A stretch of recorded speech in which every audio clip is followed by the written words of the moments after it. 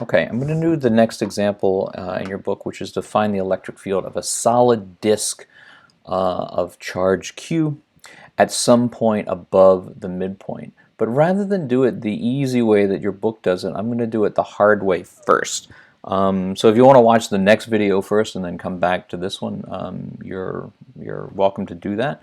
But I just want to show the difference between integrating over a whole shape by hand as opposed to integrating up some other simpler known shape, which is the way your book does it, and the way I'll go over in the next video. So we've got a object with a area charge density. So imagine this is a disk with radius, I think your book calls the radius capital R, and total charge Q, which means that it's got a charge density, and we're going to use sigma for area charge densities, of Q over pi r squared. And we want to find the electric field due to that disk at a point above the axis, some distance, we'll call it z away. So imagine that we're sort of in a cylindrical coordinate system, and the disk is in the xy plane. Just like in the problems with the rings, we can look at the symmetry of the situation and learn something important, which is for every point on the disk on this side pushing this way, there's going to be a point on the disk that side pushing that way, and that goes for the whole, any point on the disk. So any horizontal xy or radial components of the electric field are always going to cancel out, leaving behind only this vertical z component of the electric field. So we can just judge from the symmetry of the situation that the electric field is going to be just equal to the z component in the z hat direction. And that will simplify our calculations because we'll only have to consider one component of the electric field. So I guess the first thing to do is just write down that the electric field of this object is going to be equal to the integral of dE in the z direction, which is going to be equal to 1 over 4 pi epsilon naught, integral of dq over r squared, times, how do we get just this vertical component? Well, what are we integrating over? We're integrating over the area, so our little bits of charge are going to be little bits of area of this disk here. And if this is our distance, we'll call that r from that point. We'll call this angle, say, alpha.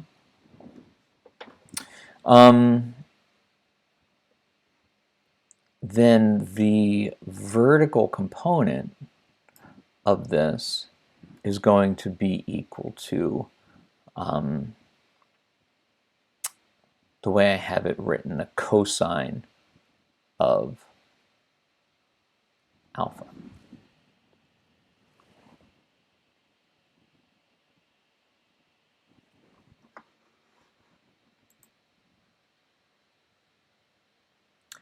And the cosine of alpha, just from the geometry of this, I guess we can go ahead and we can write this up here. Hold on a second, I'm having trouble with my tablet. This is equal to E cosine alpha, which is equal to E times the cosine of this is equal to Z over R. Okay, so we can write that the electric field is equal to 1 over 4 pi epsilon naught dq over r squared, and we have to be very careful about the meaning of that r, times, oh, yeah, we have to be careful about that right now. No, I guess that's fine, okay? Cosine of alpha is equal to z over r, okay? We have to be careful with our coordinate systems here, so we have to slow down just a little bit.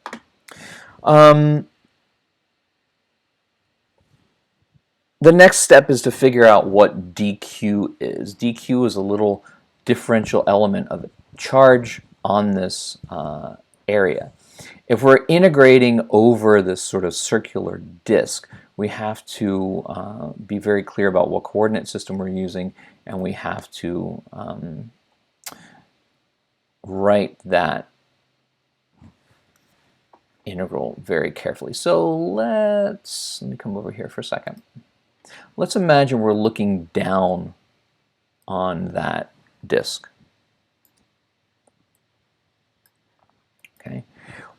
How do we integrate over the area of the disk? What is the right coordinate system to use? The way I would do it is to define a coordinate system, a sort of radial polar coordinate system that starts at the center of that disk, and to think about the little bits of area as little slices of this disk, something like this. Right? You can think about when we're doing volumes and cylindrical coordinates. Okay, the little piece of area has, if we call this radial distance rho, the way we do in cylindrical coordinates, and this angle theta, this little bit of area has length d rho, and this distance around is equal to rho d theta. Right? So this little bit of area is equal to rho d theta. Okay. So our dq,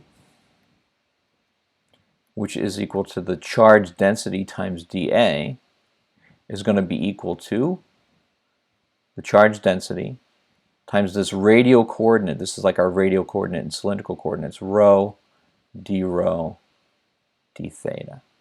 And we're integrating around this shape to capture that whole disk. So we can write our integral up here as 1 over 4 pi epsilon naught, the integral of z over r cubed times dq, where dq is equal to sigma times rho times d rho times d theta.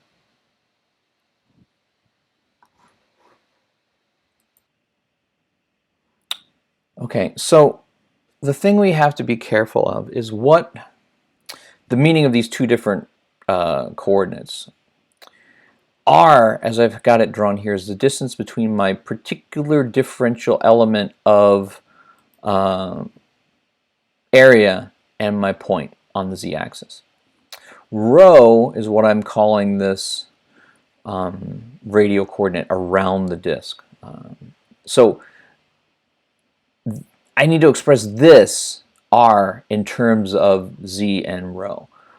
This r here in my integrand is not constant as rho changes. So I want to write that r is equal to the square root of rho squared plus z squared. Okay, so when I come down here and rewrite this integral now, what have I got? I've got, change back to black, that my electric field is equal to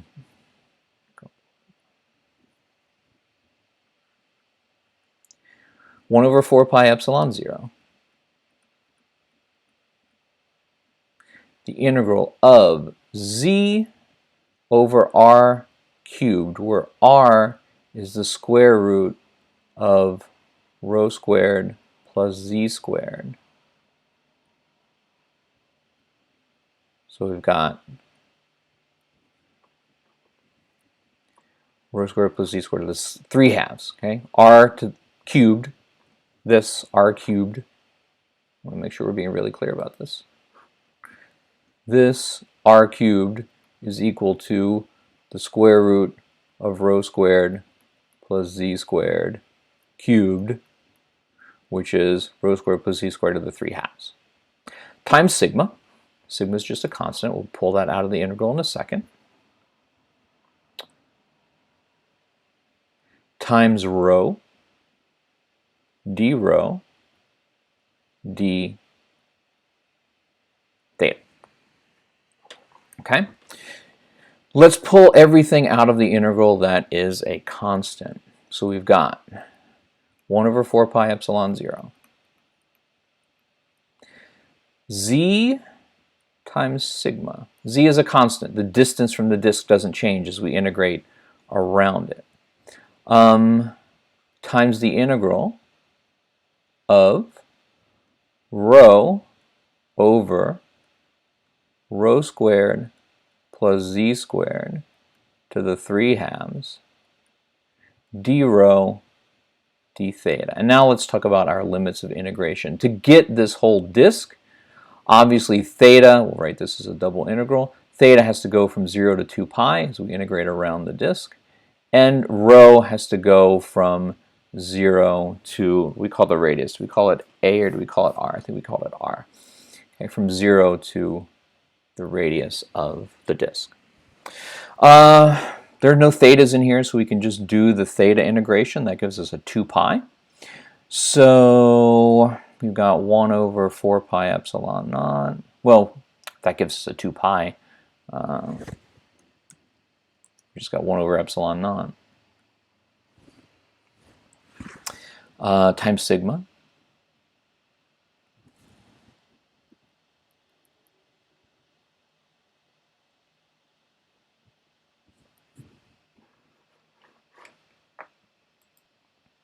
Sorry, let's try that again. That's 1 over 2 epsilon naught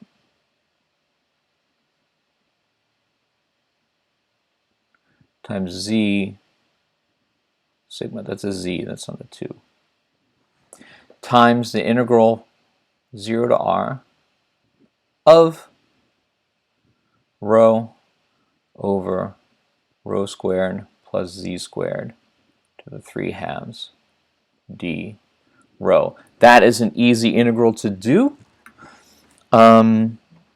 It's actually equal to, this integral is equal to just minus 1 over square root of rho squared plus z squared.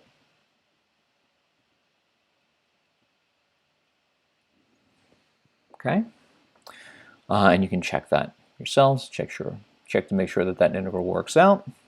So this gives us, let's write this as z times sigma over 2 epsilon naught times, this has got a negative sign in front of it, so I'm just going to switch the order of the top and bottom limits so I don't have a negative sign. So we evaluate that as 0. This is just going to be rho over the square root of rho squared. That's just going to be 1 minus, evaluated at r, this is r over the square root of z squared plus r squared.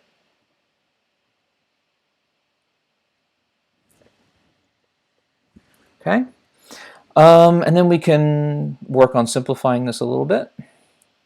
We've got z times sigma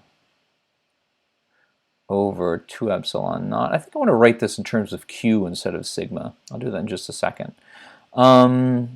This is just 1 minus, wait a minute, is that right? Oh, you know what I did? I plugged in the wrong thing. Let's go back a step. I'm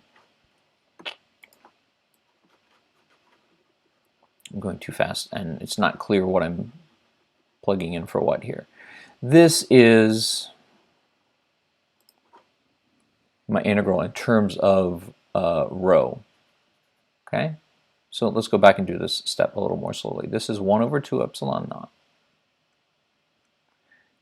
z times sigma, okay, times this integral evaluated at the upper limit minus the lower limit. Because of this negative sign, I'm going to do the lower minus the upper. So this is 1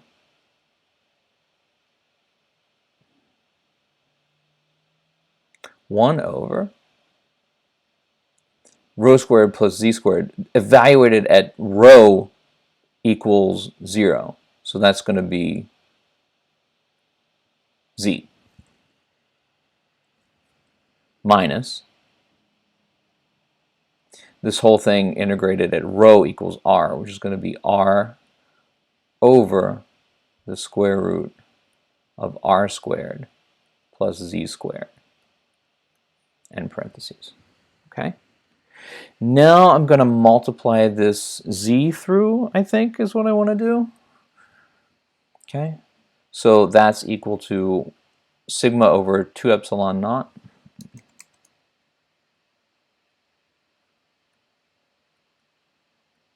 times, if we multiply z through, they get 1 minus rz over the square root of r squared plus z squared, end parentheses. Yeah, we'll go ahead and leave it like that. Okay. Are we happy with this?